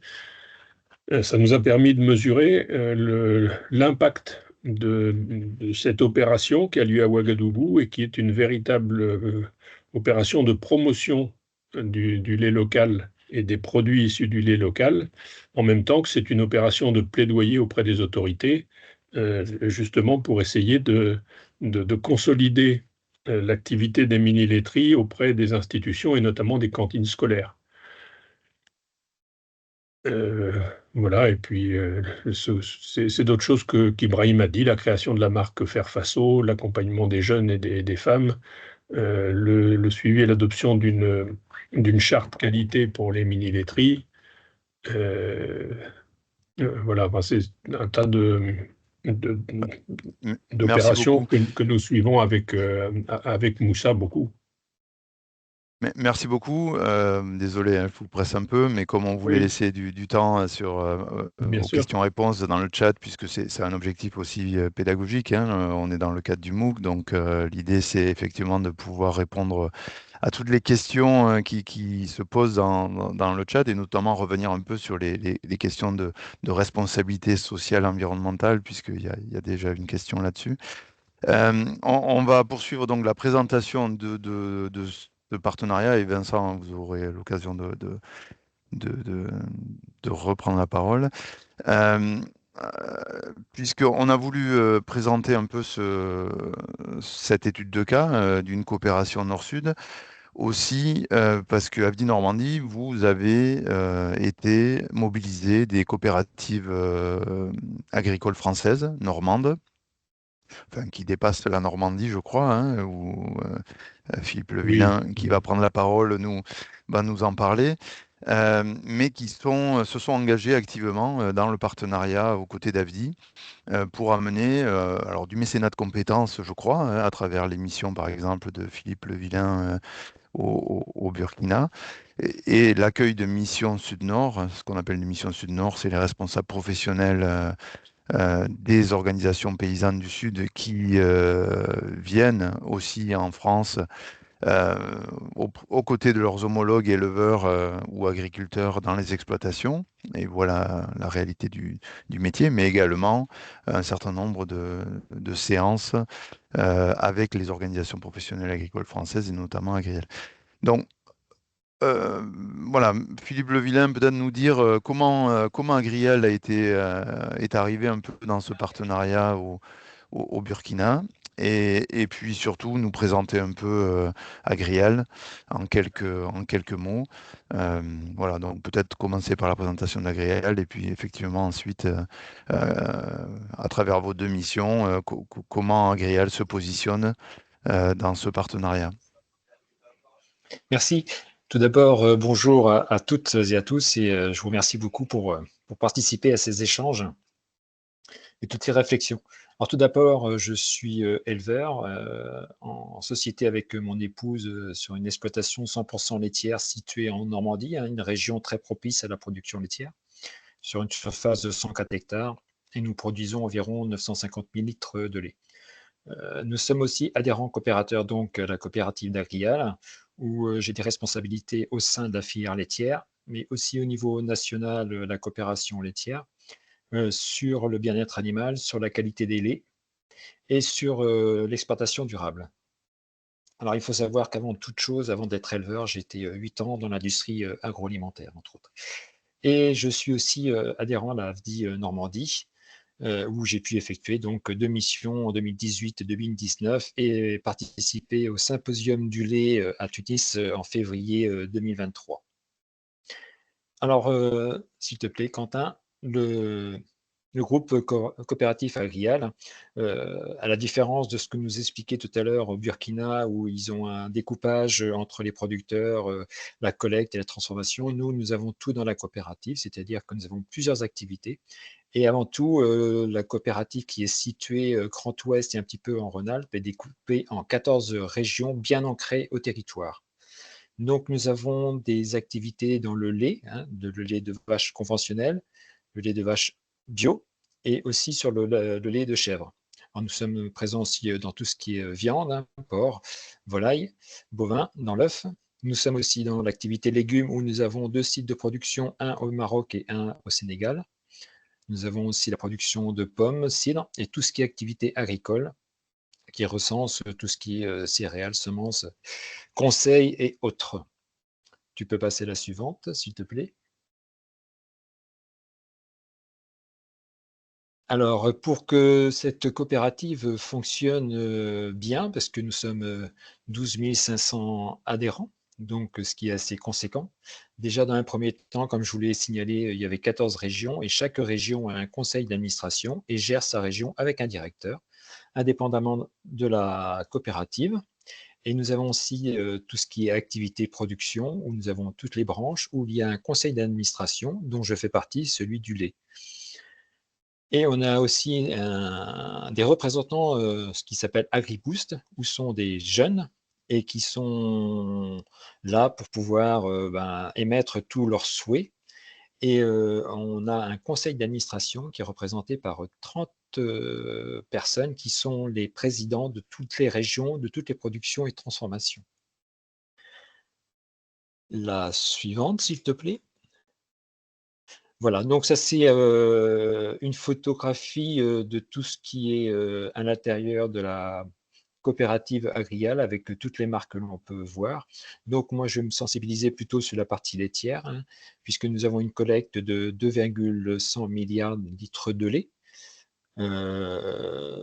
ce qui est pas mal. On est en 4e ou 5e collecteur au niveau France et nous en transformons un peu plus de 1 milliard. Tout ce qui est lait de vache conventionnel et sur tout le territoire, la vache bio est un petit peu plus centrée sur la Bretagne, Centre-Loire, et nous avons aussi une activité chèvre, comme je vous l'ai signalé tout de suite, ou qui est centrée plutôt sur la partie sud, hein, parce que sur les régions un petit peu plus chaudes. Donc, suivante. Je crois que c'est la dernière. Voilà. OK. Désolé. Donc, au niveau d'Agrial, par rapport à tout ce qui se passe actuellement, donc il y a une fiche, une feuille de route sur la RSE qui est faite tous les ans. Et à ce niveau-là, je vais vous en donner à peu près les grandes lignes, hein, puisque on se doit de préserver la terre et le vivant, hein, c'est-à-dire par rapport à ce qui se passe au niveau mondial, hein, qui n'est pas seulement sur notre territoire, c'est le changement climatique, hein, qui touche tout le monde, et donc on doit contribuer collectivement à la neutralité carbone. Et nous avons mis un outil qui s'appelle Carbon Diag, qui est à disposition de tous les éleveurs pour savoir où ils en sont et quels sont les leviers qu'ils peuvent mettre en place pour améliorer. Nous avons aussi un besoin de réduire tous les rejets polluants, lutter contre tout ce qui est gaspillage. Un point, c'est préserver la ressource en eau, quelque chose qui est arrivé tout dernièrement, et on a un regard assez pointu de ce qui se passe dans les pays un petit peu plus tempérés, enfin pas tempérés, mais plutôt chaudes, comment ils s'organisent à ce niveau-là. Aussi mettre en marché des emballages éco-responsables, et je pense entre autres tout ce qui est plastique non réutilisable, et quand on voit sur certains pays, et surtout en Afrique, l'utilisation de tous ces plastiques-là, comment on peut y remédier. Et aussi poursuivre notre transition vers l'agroécologie. Et je pense entre autres à une ferme que j'ai pu visiter, une ferme expérimentale au Burkina, qui est la ferme de Guier. Donc nous devons aussi proposer une alimentation sûre et saine à tous, hein. Et dans cette ligne-là, c'est aussi développer la solidarité alimentaire, partenariat et don. Alors, contribuer à la vie dans l'entreprise et dans nos territoires.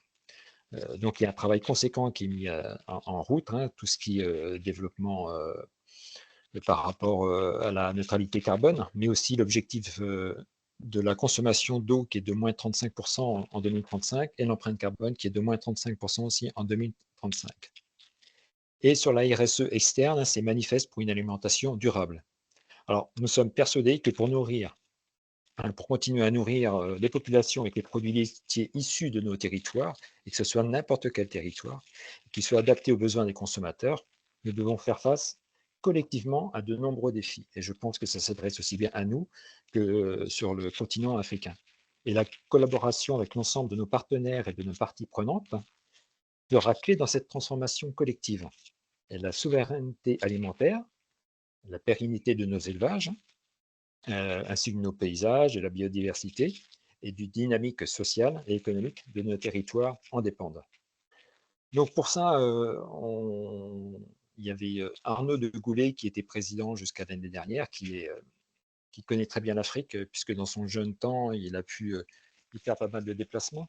Et il a toujours souhaité bah, comment on peut faire, puisque nous sommes une coopérative et on doit élargir notre coopérative au-delà de nos zones de présence de nos adhérents. Comment faire pour pouvoir s'orienter vers tout ce qui est trouver des partenariats, disons, sur les pays en voie de développement. Alors, il est vrai que lorsqu'on a un œil européen, comme moi j'avais avant, on aurait tendance à commettre des erreurs quand on n'a pas connaissance exactement de ce qui se passe sur place. Et les déplacements que j'ai pu effectuer, les 2 déplacements que j'ai pu effectuer, m'ont permis d'avoir un éclairage plus précis, hein, parce que c'est une culture, c'est un climat, enfin, il y a énormément de choses qui sont complètement différentes des nôtres. Par contre, on s'aperçoit que les problématiques sont pratiquement identiques. C'est-à-dire que sur la filière agricole, nous avons des questions qui sont pratiquement les mêmes, c'est-à-dire comment un éleveur peut vivre de sa production, l'attractivité de métier, garder la manœuvre sur place, comment faire le lien avec les politiques, comment pouvoir faire consommer auprès des personnes, de nos consommateurs, les produits qui sont issus de nos terres. Et toutes ces questions-là, on s'est dit, mais en fin de compte, ne sont peut-être pas au même niveau, mais elles se ressemblent beaucoup. Et donc, Agrial, depuis plusieurs années, hein, ça va faire 20 ans, qui se sont rapprochés de l'AFDI et nous sommes en partenariat avec AFDI Normandie et AFDI Pays de Loire.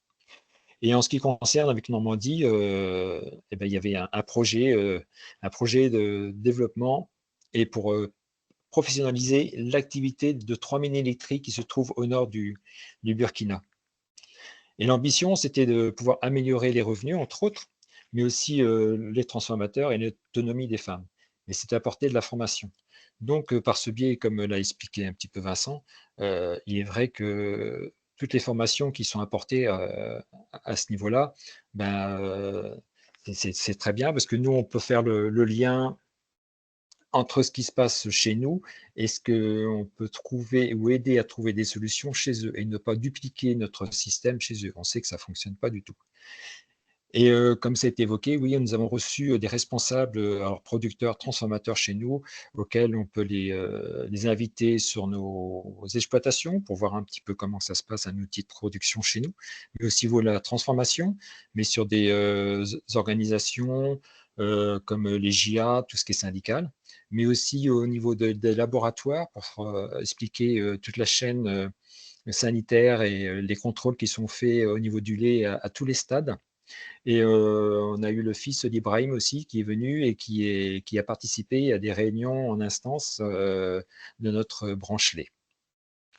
Voilà à peu près un brossage très rapide de la volonté et du souhait d'Agrial. Alors, il est vrai que nous avons d'énormes travaux au sein de notre coopérative et sur nos territoires. Il est vrai qu'on voudrait aller encore beaucoup plus loin. Après, il est difficile et puis là, on voit que les déplacements sur place deviennent très, très compliqués. Donc, Agrial a réorienté un petit peu ses actions sur la Tunisie.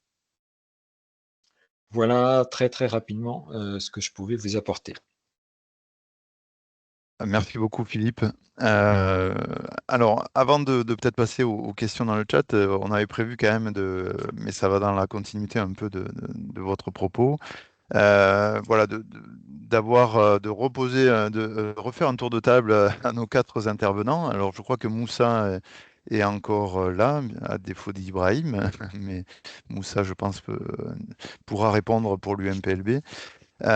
C'était effectivement, bon, on a vu en première partie, hein, Maria Elena nous a présenté hein, effectivement le travail fait par AFDI à travers les 2 notes. Hein. On vous invite pour avoir plus d'informations, à aller les consulter, qui permettent de décrypter un peu ces différents enjeux locaux, internationaux. Mais voilà, la deuxième partie, c'était de présenter une étude de coopération hein, qui existe, et c'est un peu ce qu'on cherche à faire à AFDI, c'est-à-dire de chaque fois que c'est possible, de mobiliser une expérience, une expertise des OPA de manière générale, là ici d'Agrial, La question que je voulais un peu vous poser, on a vu qu'il y a des recommandations faites par le réseau AFDI.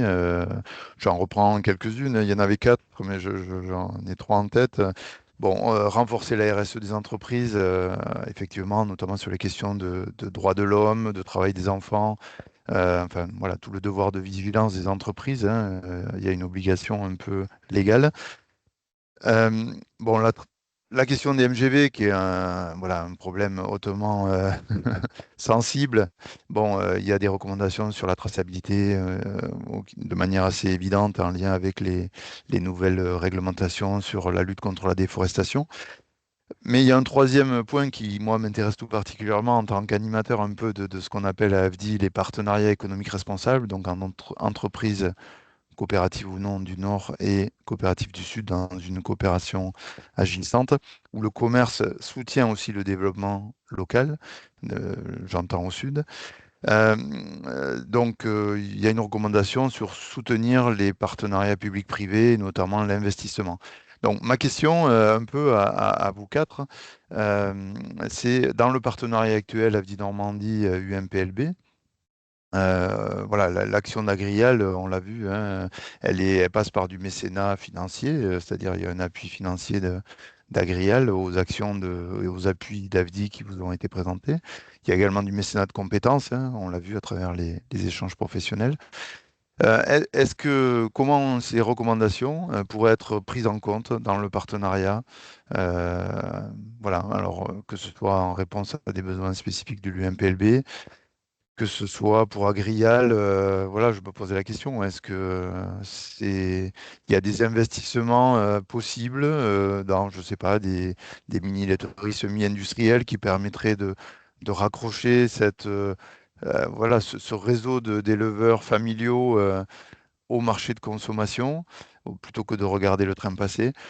Bon, voilà, je suis un peu long, mais c'était l'idée de vous redonner la parole un peu sur, en tout cas, voilà, ce qu'a présenté Maria-Elena comme recommandation.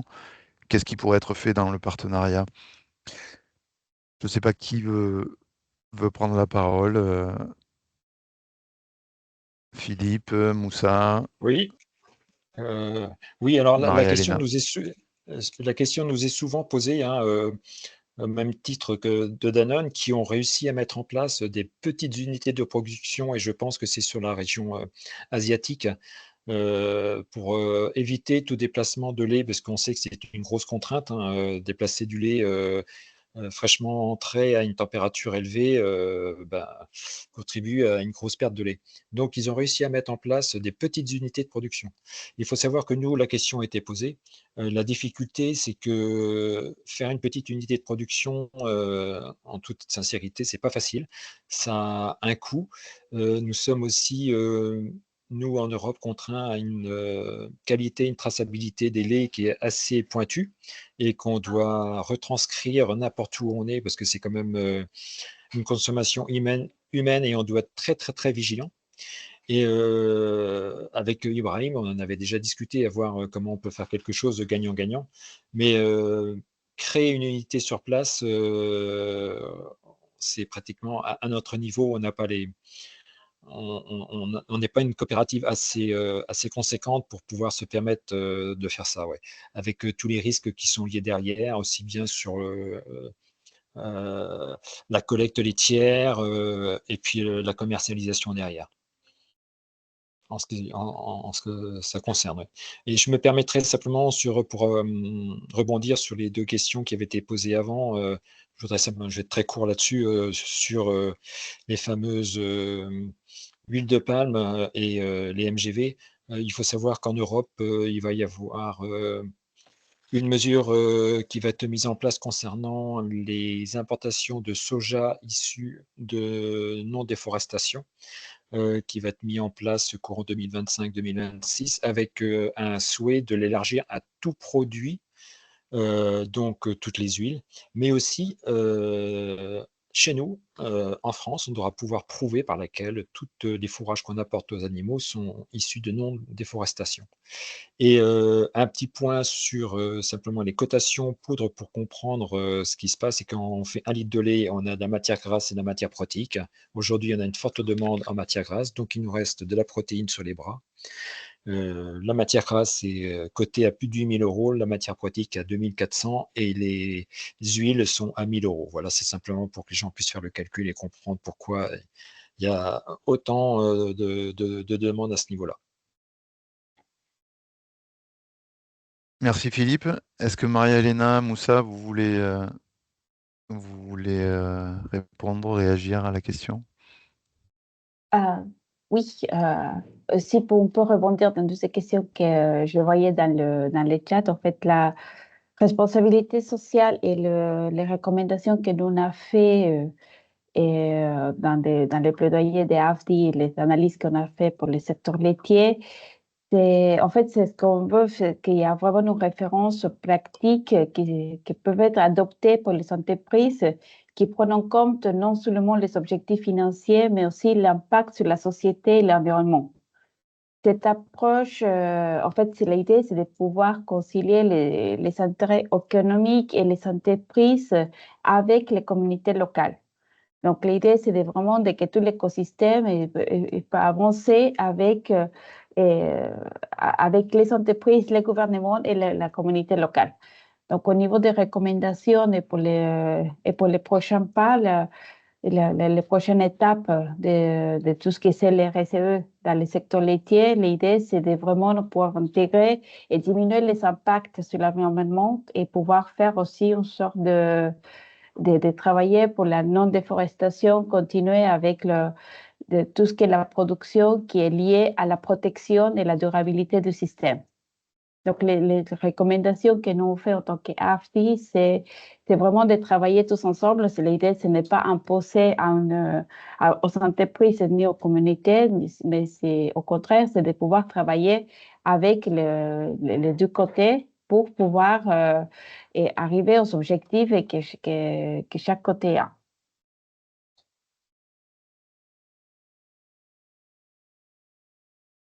Oui, Philippe a levé la main.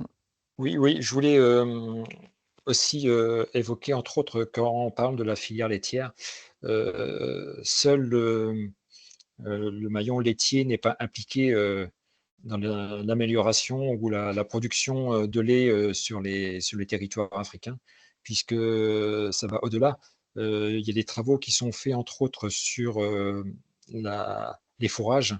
On sait qu'on a un changement climatique avec des fourrages qui ont du mal à pousser par manque d'eau, mais il y en a d'autres qui peuvent être mis en place. Et nous, on a un regard aussi pointu là-dessus parce que ça peut aussi nous rendre service. Mais je veux dire, tout ce qui est la filière fourragère doit être aussi impliqué.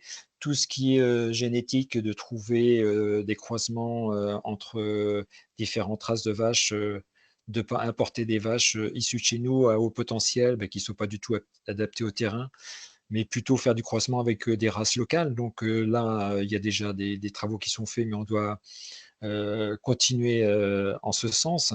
Tout ce qui est transport, hein, la chaîne du froid, avec la possibilité de pouvoir transporter des laits autrement comme ceux qui sont faits, mais aussi la partie commercialisation des produits.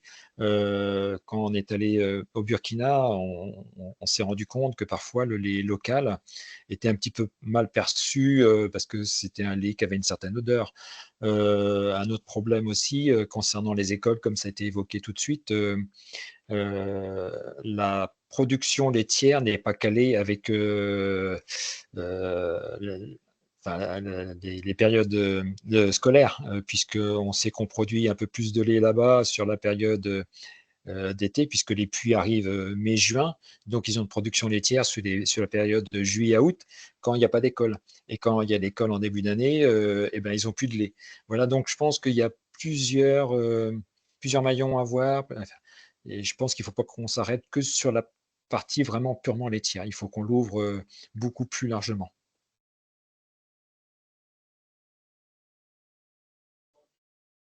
Merci beaucoup. Alors, comme on approche de la fin et que Moussa, contrairement à ce que je pensais, est déconnecté pour l'UMPLB, donc voilà, à moins que Vincent veuille dire un mot sur les perspectives du partenariat. Quentin, je te laisse gérer un peu repérer si effectivement il y a des questions non répondues dans le chat. Ben, si tu m'accordes juste 2 mots, je pense qu'il est difficile de relier à la thématique partenariat économique responsable le lien de partenariat que nous avons. En tout cas, pas au sens où je me le représente euh,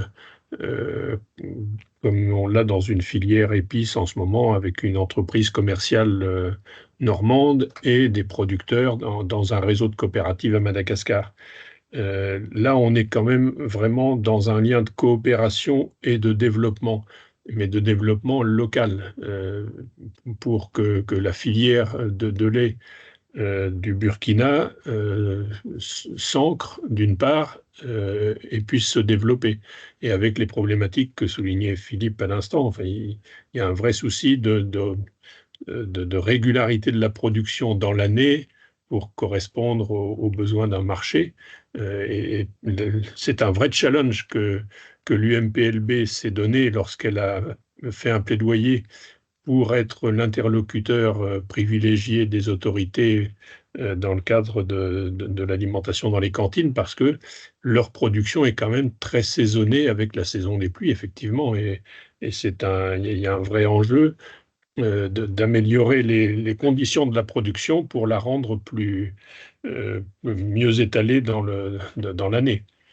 Donc on est plus dans cette problématique-là. Je suis un peu désolé, Yvan, parce que on n'est pas complètement dans partenariat économique responsable au sens où on essaye de les vivre sur d'autres exemples. Merci beaucoup, Vincent. Donc, je laisse la parole parce qu'il y a quand même des questions et il faut qu'on puisse répondre voilà, aux attentes des moqueurs. Donc, Quentin, je Bien te sûr. laisse nous dire un peu Tout à fait. ce qui ressort. Merci Yvan et merci beaucoup à tous nos intervenants déjà et merci aussi à tous les participants pour les questions. Il y a eu encore plusieurs questions dans le chat. N'hésitez pas à continuer à en poser. On a encore quand même quelques minutes ensemble. Notamment, il y a eu des échanges sur les alternatives au plastique qui ont été auto-répondues dans le chat, donc j'y repasserai pas plus de temps, mais n'hésitez pas à le parcourir. Et je vois 2 sujets très intéressants. Une question d'abord sur les changements de génération et sur le renouvellement aussi des éleveurs, notamment là en l'occurrence, et qui est intéressant parce que c'est un sujet qui, j'ai l'impression, auquel sont confrontés tous les pays, partout, tout le monde. C'est un enjeu qui nous concerne tous. Et donc, effectivement, hein, comment passer des savoirs avec des générations qui passent, c'est un vrai sujet auquel on s'intéresse en RSA et auquel je pense toutes nos structures sur lequel toutes nos structures se sont penchées. Et puis, je vois aussi une question sur la gestion des conflits cultivateurs-bergers en transhumance. Donc, et la question est, est-ce que la RSE prend ça en compte? Et je vous répondrai une réponse de Normand, ça tombe bien, on est avec plein de Normands, qui est, c'est à vous de décider en fait. La RSE, le principe, c'est de se dire, c'est quoi mes enjeux, c'est quoi qui est important pour mes parties prenantes et pour moi. Et ensuite, bah voilà, c'est de travailler avec ça. Donc, si ce sujet-là, c'est un conflit, pardon, c'est un conflit visiblement, si c'est un sujet pour vous, c'est un sujet de RSE et qu'on pourrait faire, mettre en lien avec des sujets qu'on voit, par exemple, sur la transhumance la faune sauvage. Ça peut être un autre sujet aussi. Enfin, tout le monde n'a pas forcément les mêmes enjeux RSE. On a vu ensemble les questions d'ancrage territorial la semaine dernière, hein, pendant le MOOC, c'était lors de la 2e semaine, qui sont hyper importantes. Et où en ça, d'ailleurs, je trouve, à mon humble avis, que les partenariats qu'on a vus et le fait d'aider au développement local, ça a évidemment une balance de responsabilité sociétale, à mon sens. Et dans ce cadre-là aussi, pour répondre court, oui, la RSE prend en compte ces sujets-là, si vous le décidez. Voilà, n'hésitez pas, je vois qu'il y avait aussi des propositions de se mettre en contact, donc effectivement en profiter ici. Vous avez également le forum du MOOC qui est ouvert, qui sert précisément à ça, hein, à lancer des échanges, à transmettre vos contacts si c'est ça que vous souhaitez, pour échanger avec les autres MOOCers. Et Je veux voilà. bien Et juste donner oui, bien sûr. quelques éléments sur le renouvellement des générations. Ah, bien volontiers, ouais, merci. Qu'on soit ici ou qu'on soit ailleurs et dans quelques pays que ce soit, sur le renouvellement des générations, il y a des notions culturelles et on a sans doute pour un certain nombre d'entre nous en mémoire euh, la difficulté parfois de faire sa place auprès des plus anciens qui ont acquis un savoir-faire. Donc il y a de la résistance assez naturelle je pense que c'est une question assez humaine. Donc il y a des notions culturelles, il y a des notions d'accès aux moyens de production. Et puis il y a des notions de place dans les instances pour les jeunes générations. On a vu dans ce que nous disait tout à l'heure Philippe à propos d'Agrial, il y a une section de jeunes pour les lancer dans la responsabilité, les aguerrir et puis faire qu'ils puissent avoir à un moment donné leur place, leur mot à dire et leur capacité d'initiative. Voilà ce que je voulais dire sur le sujet. Oui, Merci. tout à fait. Pour compléter, au niveau de la file, l'attractivité du métier était aussi très présent à Paris. Je voulais simplement dire, mettre plutôt une prudence sur tout ce qui est volonté au niveau RSE. Il faut savoir que lorsqu'on est sur un autre pays, mais comme ça serait des gens qui viendraient chez nous, je veux dire, on a une culture et tout, et il faut faire très très attention lorsqu'on touche un maillon, les répercussions que ça peut avoir sur les autres.